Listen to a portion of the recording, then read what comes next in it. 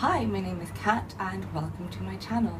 So today I'm going to be doing my October wrap up and I cannot believe it's already the end of the month. Anyway, I read 8 books this month. I really enjoyed them, so I'm just going to dive straight in. The first book I read was Oryx and Crake by Margaret Atwood. This is a dystopian novel set in the near future where maybe humans have taken genetic modifying a bit too far.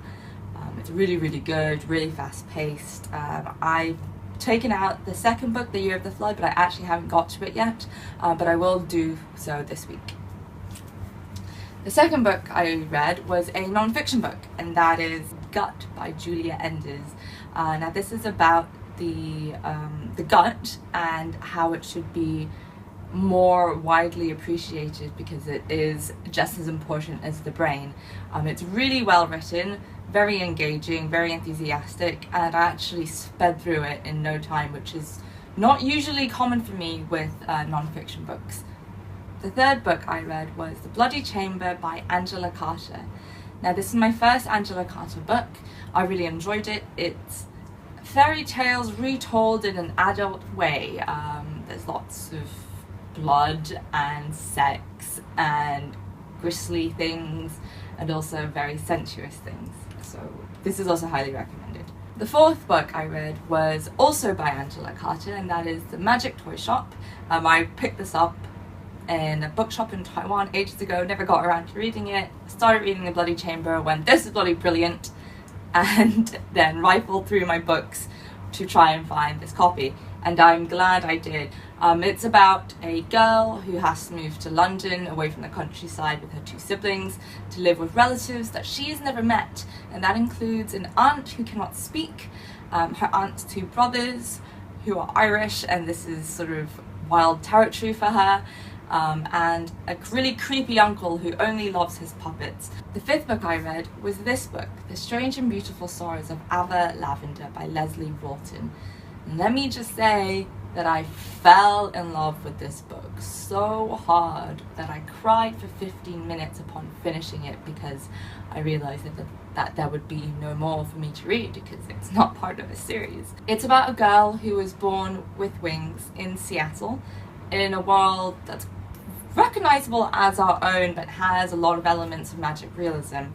Although I don't know how Lesley Walton manages to do this, but she manages to write in a way that makes the magical realism seem entirely ordinary. But it also covers her family history, and it writes about family, a very strange family who moved from France to America in the most beautiful way. Each character is really interesting, even characters that appear, her family characters that appear for a few pages.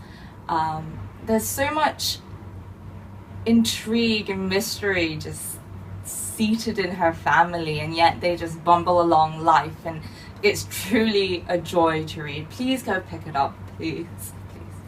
If there's one book you read this year, please let it be this. It was amazing.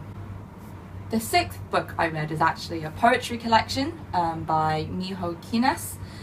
It's called Today, Fish Only. I picked this up in a bookshop in Singapore called Books Actually, who also run a publishing press called Math Paper Press.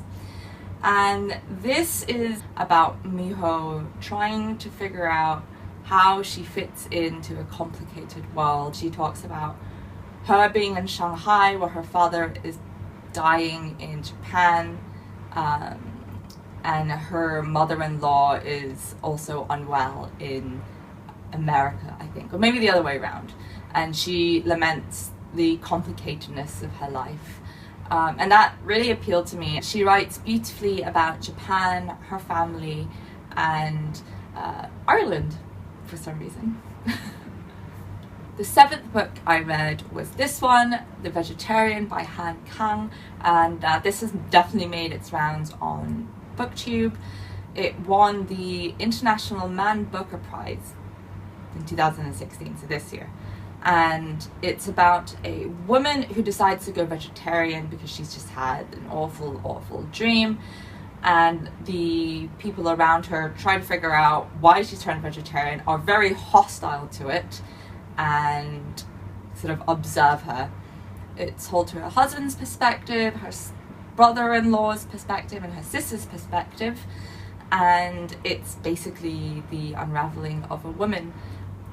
What I liked the most about this was how it conveyed a lot about a culture where meat is so ubiquitous. Her family members and those around her treat her vegetarianism like it's some ridiculous, unnatural, almost disgusting thing. And that is what I found really interesting to read, because I'm sure it reflects a lot of current opinion about vegetarianism as well. So the last book I read this month, I actually haven't finished. I'm still kind of reading it. I'm halfway through. It's The Omnivores Dilemma by Michael, I want to say Pollan or Pollan. This isn't so much about the ethical implications of what we are eating, although it does touch upon it. It's more about the massive industry behind our food industry and how far removed it is from what people think. For example, we are corn people because everything we eat has corn. The meat we eat was raised on corn. Anything that was processed will have corn in the form of syrup or natural flavoring or preservatives. And I hadn't realized that when reading this. Like, I knew of the prominence of it, but this has really opened my eyes to that.